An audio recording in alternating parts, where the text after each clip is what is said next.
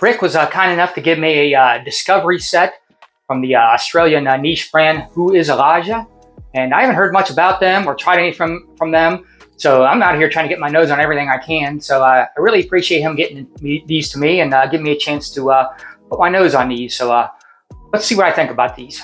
Right, Rebel Rose starts out with a lot of rose, you know, as the name implies, pepper, cumin, and saffron, and then after the opening spray kind of dies down a little bit, I start picking up ladonum, patchouli, and violet. And then as it dries down a little more, I'm picking up amber, leather, oud, and a little bit of vanilla musk. I like this one. This is like a delicate, soapy rose with like a deep, dark, spicy undertones. It's unisex leaning, slightly feminine because it's pretty rose heavy. Nice quality and good performance on this one.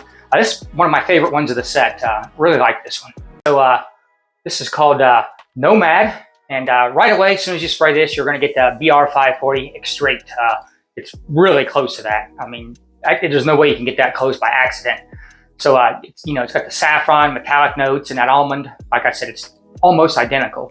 And then as it dries down, it changes just a little bit. It goes into like a little bit more smoky, woody, and dry than the original BR540 extrait. And I like BR540 extrait, so therefore I like this fragrance. The quality is good here. Performance is pretty good here, but yeah, there's just no originality here. This has been done before, and I just don't say you can accidentally get that close. But it is a nice fragrance, and I like it. All right, Nightcap. I get a real light pear on the beginning, and I like violet leaf too, and quite a bit of vetiver and cardamom. And then there's some orris, cypress, and amyris as it dries down. And then at the end of it, there's a lot of woods and leather. It's definitely masculine. The woods notes are really nice in this, really good quality. And the cedar note, they've got a cedar wood note in here. It's outstanding. One of the better cedar notes I've smelled. So pretty decent fall weather, winter woody fragrance. I like this one.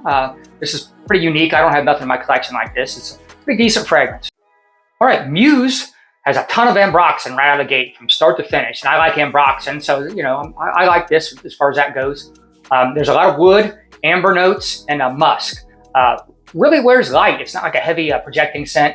Not bad, but you're really nothing to get excited about. It's almost like one of those ones when you just want to wear something. It's like you're really not even wearing cologne because it just kind of sits close to the skin. It's not really projecting loud, but it does last and stick around. It's just kind of like a faint scent. Kind of like how ambroxan does, as you know. And then all these other notes are kind of faded in and muted or whatever. It's not a bad fragrance, but yeah, just nothing to really move me or get excited about. All right, Morning After. Starts off with cardamom and violet, and then as it transitions, it gets really similar to Santal 33.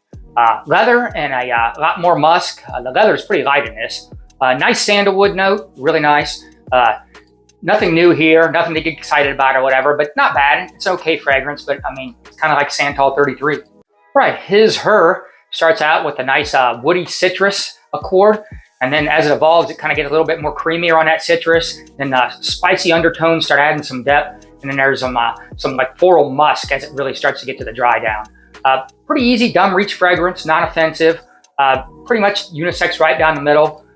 This is easily a 3-season wear. I just wouldn't maybe wear it in winter. But yeah, it's a nice fragrance. Nothing to get super excited about again, but it's a pretty decent fragrance.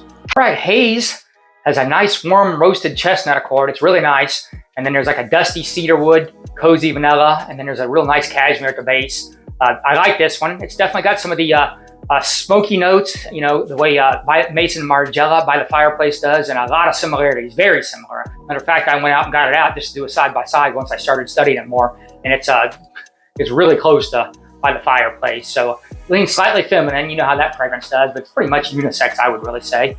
And yeah, if you like By the Fireplace, you'll like this. This is high quality. This is a nice version of it. And it's not exactly the same, but it's pretty close. They had to at least have a little bit of an influence from that because you couldn't just accidentally get that close to it. It's a nice fragrance. All right, Wall Street is a oud-based leather fragrance, similar to Ombre Nomad. Now you're starting to see a pattern here. Yeah, a lot of these are pretty similar to something else. And then even some of the ones that I didn't mention that in is because people were comparing it to like fragrances that I haven't smelled. So if I can't say, that it smells like that, I'm not going to say it. But other people were saying a couple of those other ones that I didn't mention, a fragrance it smelled like, they were saying it smelled like something. I can't say whether it does or not, but this is definitely like Ombre Nomad, which I love. I'm really been into Ombre Nomad lately. So this is a rich, dark oud rose. Starts off strong and smoky. And as it starts to settle down, it becomes smooth and well-rounded. Really good quality here. I really like this fragrance a lot. but like I said, it is like Ombre Nomad. Slight twist though, a little bit easier to get into and more well-rounded. I'm not saying that makes it better.